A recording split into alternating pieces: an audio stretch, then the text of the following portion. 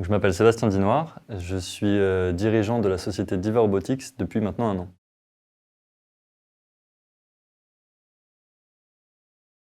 La startup Diva Robotics qu'on a créée l'année dernière est une entreprise qui fait du développement logiciel dédié à la robotique mobile.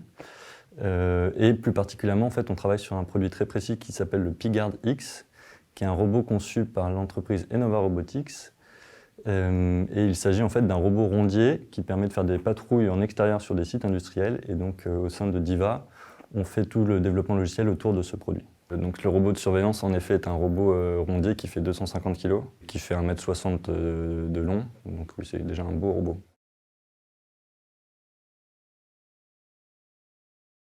Dans cette entreprise, j'ai une casquette à la fois gérant de l'entreprise, donc là je vais regrouper beaucoup de métiers différents, et une autre casquette qui est plutôt directeur technique, qui est donc là très roboticien. Suite à un bac S, décidé d'intégrer les classes préparatoires aux grandes écoles, où donc j'ai fait 2 années à Michelet à Vanves, en première année en PCSI, donc physique, chimie, sciences de l'ingénieur. Et j'ai en deuxième année choisi de m'orienter vers PSI, physique, sciences de l'ingénieur.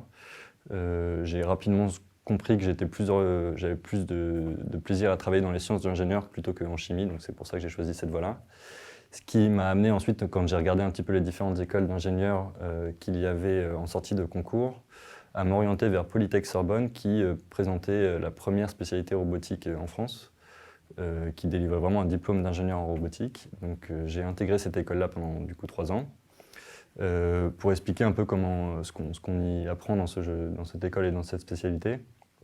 On a en fait les 3 domaines qui sont importants en robotique, qui vont être la mécanique, en fait, la partie mécanique, conception, modélisation de système. Ensuite une partie plus électronique, traitement du signal, traitement d'image, qui est aussi très important. Et enfin, des bases en informatique, programmation dans différents langages, et même en intelligence artificielle, qui est de plus en plus présent aujourd'hui.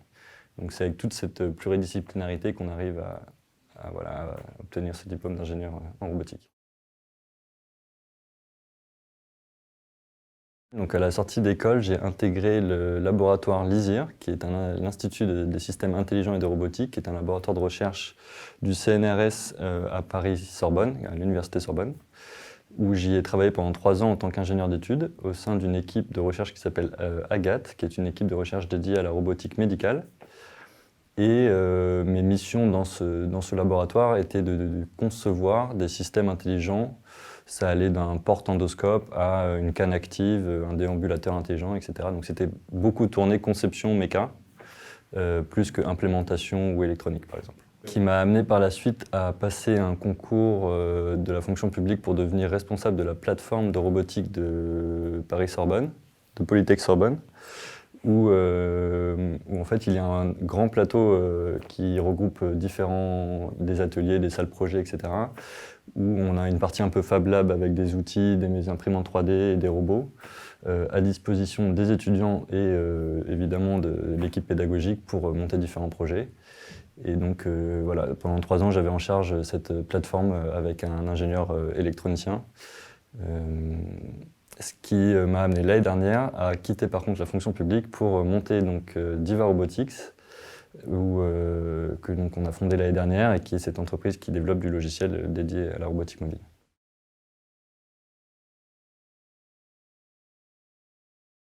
Au quotidien, donc, j'ai un peu ces 2 casquettes, comme j'ai déjà dit, de gérant d'entreprise et de directeur technique. Donc quand j'ai la casquette gérant d'entreprise, en fait on touche un peu à tous les domaines. Et à plein de supports différents. Donc en fait, je vais passer beaucoup de temps au téléphone, à écrire des mails, à passer du temps en réunion, etc.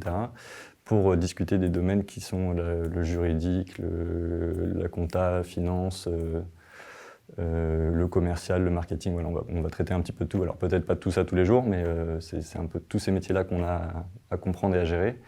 Et sinon, j'ai vraiment cette casquette technique, où là, ça va plus être de la gestion de projet, de la suivi de projet. Et heureusement encore aussi un peu de développement logiciel de ma part pour faire avancer tout ça aussi.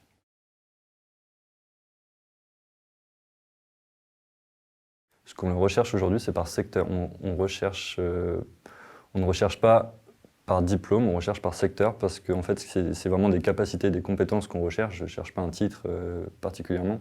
Donc que ce soit une école d'ingénieur ou un master, que ce soit français, que ce soit étranger, on cherche vraiment des compétences. Et donc, nous, on va faire des tests en entrée de compétences techniques la plupart du temps. Et si la personne en face de moi a les compétences techniques requises, ou un état d'esprit, enfin voilà, c'est aussi un échange d'humain à humain, donc il y a d'autres choses qui rentrent en jeu. Mais oui, on ne cherche pas un diplôme en particulier. Lié à la robotique, on aura une partie ingénierie purement roboticien, donc avec de la modélisation qu'on apprend que en robotique, des types de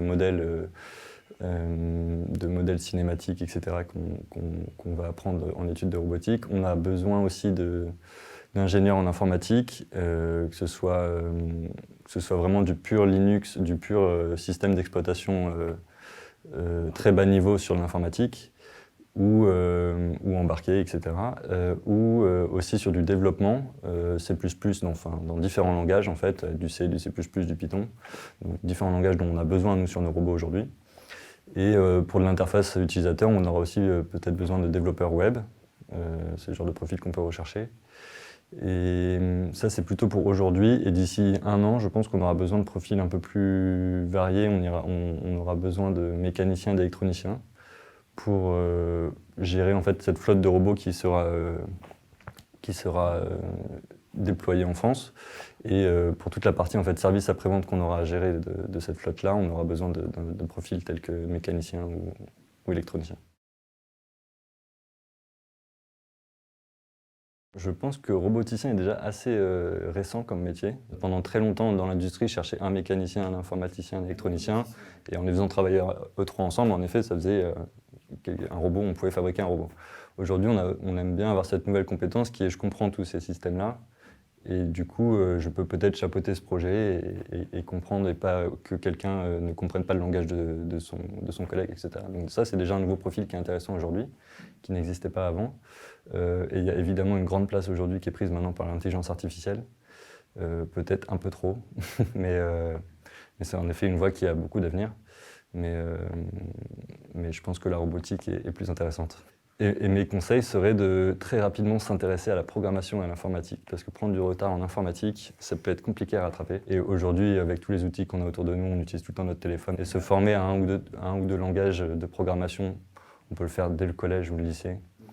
Et je pense que c'est une bonne porte d'entrée pour avoir un peu d'avance. Et donc là, alors il faut aimer les maths, parce que par exemple en robotique, c'est beaucoup de calculs matriciels. On en fait un petit peu au lycée des calculs matriciels, mais bon, ça va un peu plus loin. Et je pense qu'en effet, il faut avoir un petit peu d'amour pour les maths.